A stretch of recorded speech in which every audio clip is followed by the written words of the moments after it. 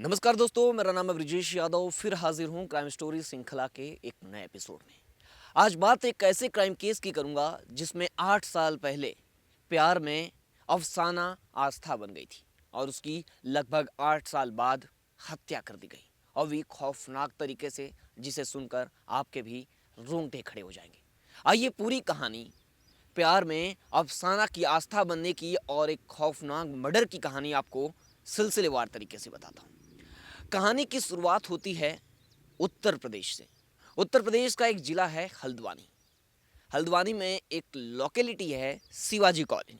इसी शिवाजी कॉलोनी में 8 साल पहले लव मैरिज करके आए थे अफसाना और सौरभ।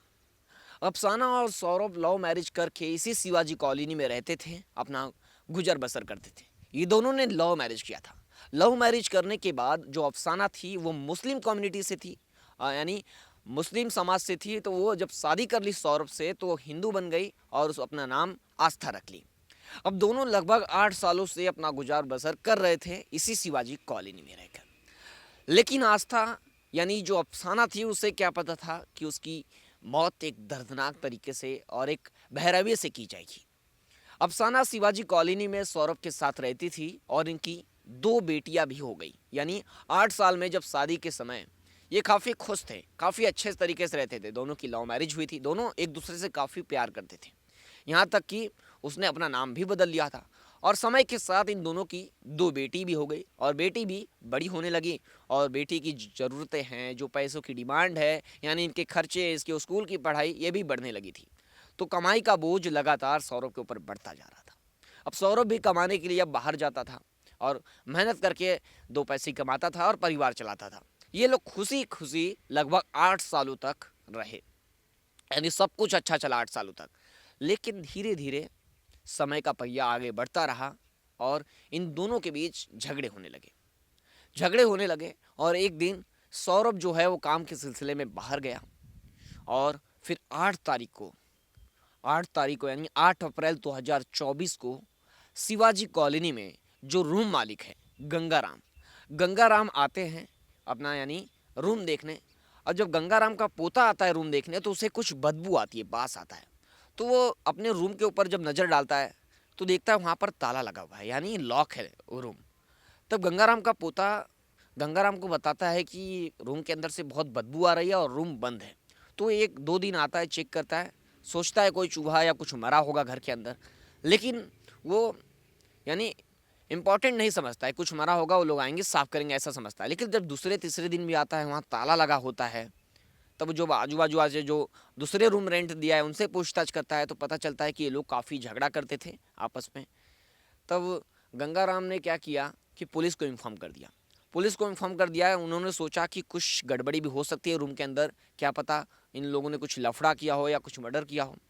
तब गंगाराम पुलिस को इन्फॉर्म करते हैं तो मौके पर उत्तर प्रदेश पुलिस की टीम मौके पर पहुंचती है और रूम का जो ताला है वो तोड़ती है। दरवाजे का ताला तोड़कर किसी तरह पुलिस रूम के अंदर एंटर्ड करती है। रूम के अंदर जब एंटर्ड करती है तो अंदर का दृश्य देखकर यानी सीन ऑफ क्राइम देखकर पुलिस के पैरों तले जमीन खिसक जाती है। पुलिस देखती है कि अंदर एक बॉडी पड़ी हुई है और काफ़ी बदबू आ रहा था, यानी पुलिस को भी मास्क लगाना पड़ा। और पुलिस की टीम मास्क और ग्लव्स पहनकर किसी तरह बॉडी को अपने कब्जे में लेती है और पोस्टमार्टम के लिए भेज देती है। अब पुलिस के सामने सबसे बड़ा सवाल ये था कि जो बॉडी पाई गई है जिस महिला की, वो महिला है कौन। यानी उस महिला की जब तक डिटेल नहीं पता चलेगा तब तक इस केस में आगे नहीं बढ़ सकते। तो पुलिस जो रूम मालिक है गंगाराम और उसके जो पोते हैं और जो भी उनकी पत्नी है उनसे पूछताछ करती है कि ये लोग कौन है जिसे आपने रूम रेंट पर दिया है।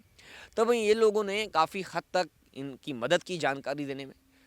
गंगाराम बताते हैं कि ये लोग कई सालों से इस रूम में रहते हैं यानी शिवाजी कॉलोनी में, और इन दोनों के बीच अक्सर विवाद भी होते रहते हैं। अब विवाद किस लिए होते थे यह हमें नहीं पता है, लेकिन दोनों के बीच हरदम अक्सर झगड़ा होते थे और दोनों के बीच अनबन हरदम का एक प्रॉब्लम हो चुका था। अब ये बात पुलिस को पता चलती है तो पुलिस को लगता है कि पति हो सकता है हत्यारा। लेकिन ये भी पुलिस को पता चलता है कि पति काम के सिलसिले में बाहर रहता है। तो पुलिस और डीप इन्फॉर्मेशन निकालने की कोशिश करती है, यानी किसी तरह इनकी और इन्फॉर्मेशन मुखबिरों को एक्टिव करती है और बाकायदा इनका जो नंबर है, इनका एड्रेस है, जगह जगह लोगों से पूछताछ करती है। तो पुलिस की जब टीम पूछताछ करती है तो पता चलता है कि जो आस्था है, जिसका नाम आस्था है, वो पहले अफसाना थी, यानी वो एक मुस्लिम परिवार से बिलोंग करती थी और 8 साल पहले सौरभ नाम के एक लड़के से शादी की थी, यानी प्रेम प्रसंग में शादी की थी, लव मैरिज की थी। उसके बाद ये अफसाना से आस्था बन गई थी। पुलिस को ये इन्फॉर्मेशन हाथ लगी कि पता चला कि इन दोनों की लव मैरिज हुई थी और इन दोनों के 2 बच्चे हैं और दोनों लड़की है, दोनों बेटियां हैं। पुलिस को जब ये इन्फॉर्मेशन हाथ लगी तो पुलिस को लगा कि इन दोनों के बीच जरूर कुछ लफड़ा हुआ होगा, कातिल इसका पति सौरभ हो सकता है। पुलिस ये अनुमान लगाई थी। अब पुलिस की टीम सबसे पहले पति को तो खोजना चालू ही करती है और साथ साथ में और इन्फॉर्मेशन निकालती है कि जो इसकी बच्ची हैं, दोनों लड़कियां, वो दोनों कहाँ हैं। क्या पता उसका पति सौरभ उन दोनों बच्चियों को भी मार दिया हो। पुलिस के सामने कई सवाल थे कि वो सौरभ कहाँ हैं और वो दोनों बच्चियां कहाँ हैं। अब पुलिस क्या करती है कि सौरभ की तलाश के लिए इन दोनों का जो मोबाइल नंबर है जो रूम मालिक के पास था उसे ट्रेस करने की कोशिश करती है। ट्रेस करने की कोशिश करती है तो मोबाइल नंबर बंद आता है। अब पुलिस टेक्निकल जो एविडेंस है उसका सहारा लेती है।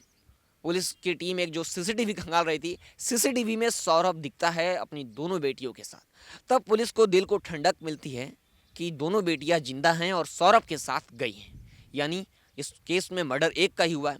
लेकिन पुलिस के मन में सवाल ये भी था कि क्या पता दोनों बेटियों को कहीं और मारकर फेंक दिया हो। अब पुलिस इस केस में मोबाइल को ट्रेस कर रही थी और मोबाइल को जब ट्रेस करती है तो पुलिस को उसका जो सिम कार्ड है वो मथुरा के अंदर ऑन दिखता है। मथुरा के अंदर जब ऑन दिखता है तो पुलिस उसे ट्रेस करने की कोशिश करती है और मथुरा जाकर वो मोबाइल को जब्त करती है और एक व्यक्ति को गिरफ्तार करती है। तो पुलिस समझती है कि ये सौरभ होगा, लेकिन वो सौरभ नहीं था।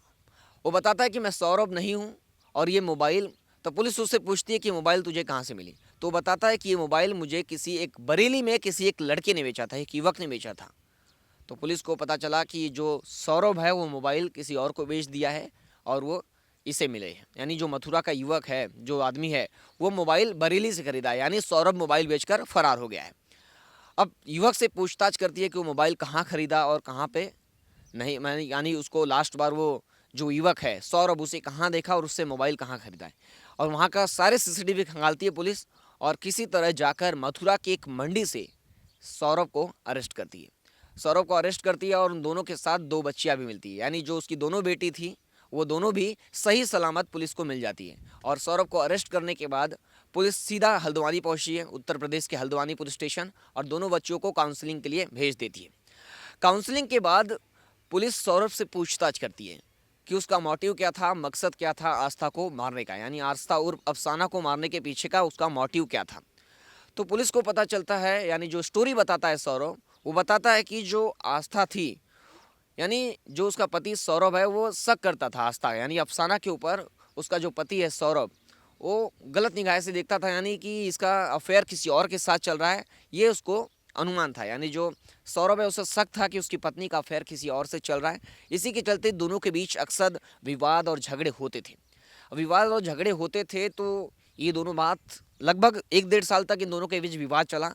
लेकिन 8 अप्रैल की रात को जो सौरभ है वह पी के आता है, यानी फुल ड्रिंक करके आता है। उसके बाद वो नशे में था और गुस्से में दोनों के बीच फिर झगड़ा होता है और झगड़े में गुस्से में वो अपनी पत्नी आस्था का गला दबाकर हत्या कर देता है और रूम बंद करके अपनी दोनों बेटियों को लेकर मथुरा के लिए रवाना हो जाता है। मथुरा रवाना होने के बाद उसके पास कुछ पैसे नहीं थे और बेटियों के जो डिमांड थे, बेटी भी काफ़ी भूखी थी, उनको भी खाना था। तो धीरे धीरे वो क्या करता था कि बॉटल, जो स्टेशन पर वो बॉटल कलेक्ट करने लगा, अपनी बेटियों को लेकर बॉटल कलेक्ट करता था और बॉटल को बेचता था और किसी तरह उसे पैसे मिलते थे और उसे अपना गुजारा कर रहा था। स्टेशन पर वो मथुरा स्टेशन पर गुजारा कर रहा था। लेकिन उसके जो डिमांड हैं लड़कियों को आइसक्रीम खाने के, वो काफ़ी जिद करती थी खाने पीने के, तो उसके पास पैसे नहीं थे। तो वो क्या किया, उसके पास पैसे पर्याप्त नहीं थे और बॉटल बेचता था तो उतने पैसे नहीं मिलते थे। तो उसने क्या किया कि जो अपनी मोबाइल है उसे बेचने का डिसाइड किया और मोबाइल जाकर बरेली पर एक जो गन्ना का जूस बेचता है उसे बेच दिया और बेचने के बाद कुछ पैसे मिले और उससे अपना गुजारा करने लगा और वहाँ से फिर जाकर कहीं छुप गया। लेकिन पुलिस जो मोबाइल बेचने की गलती सौरभ ने किया और उसी गलती ने उसे जेल के यानी सलाखों के पीछे पहुंचा दिया। पुलिस ने उसे कोर्ट में पेश किया और कोर्ट ने उसे लगभग 14 दिनों की कस्टडी सुना दी है। अभी वो पुलिस कस्टडी में है और इस पर केस चलेगा। आगे कोर्ट डिसाइड करेगी इसे क्या सज़ा मिलेगी। इसलिए आप भी सावधान रहें, सतर्क रहें। फिर मिलूंगा एक नई कहानी और एक नई घटना के साथ। तब तक के लिए जय हिंद।